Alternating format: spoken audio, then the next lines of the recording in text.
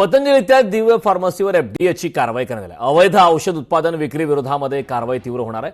जनतेच्या आरोग्याशी खेळ केल्यास कठोर कारवाई करणार गृहराज्यमंत्री योगेश कदम यांनी हा इशारा दिला। राज्यभरात 7 जिल्ह्यातील 12 आयुर्वेदिक औषध विक्री आस्थापनामध्ये धडक कारवाई करून तब्बल 73,24,656 रुपये किमतीचा साठा हा जप्त करण्यात आला आहे। राज्यभरात आक्षेपार्ह जाहिराती असलेला आणि मिस ब्रँडेड औषध साठा जप्त करून कायदेशीर कारवाई सुरू केली।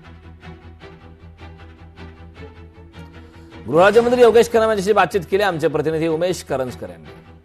अन्न आणि औषध प्रशासन विभागाने धडक कारवाई करत 7 जिल्ह्यामध्ये मोठी ही कारवाई केलेली आपल्याला पाहायला मिळते। आपल्यासोबत खात्याचे राज्यमंत्री योगेश कदम सर आहेत। मला वाटतं अशा पद्धतीच्या कारवाया ह्या अन्न आणि औषध प्रशासन विभागामध्ये कायम होत आलेल्या आहेत।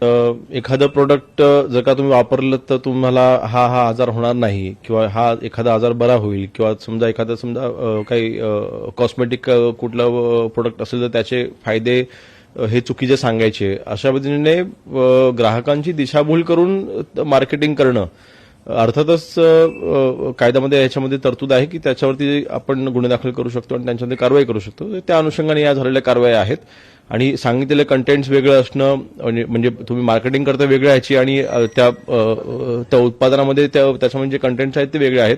तर मला वाटतं ह्या सगळ्याच बाबतीमध्ये डिपार्टमेंट आता हळूहळू अग्रेसिव्ह पण होते, कारण आता अधिकारी चांगल्या पद्धतीने उपलब्ध आहेत आणि मला वाटतं अशाच कारवाया भविष्यामध्ये देखील अजून अग्रेसिव्हली करणं अपेक्षित आहे। कॅमेरामॅन अनिकेत सोबत उमेश करंजकर, लोकशाही मराठी, मुंबई। लोकशाही मराठी ऐका, पहा, जागरूक रहा।